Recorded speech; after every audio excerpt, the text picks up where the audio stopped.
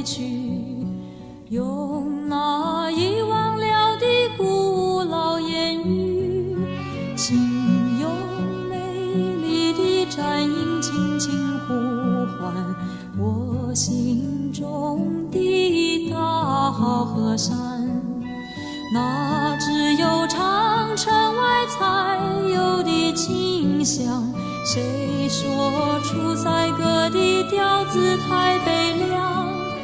如果你不爱听，那是因为歌中没有你的渴望，而我们总是要一唱再唱，向着草原千里闪着金光，向着风沙呼啸过大漠，向着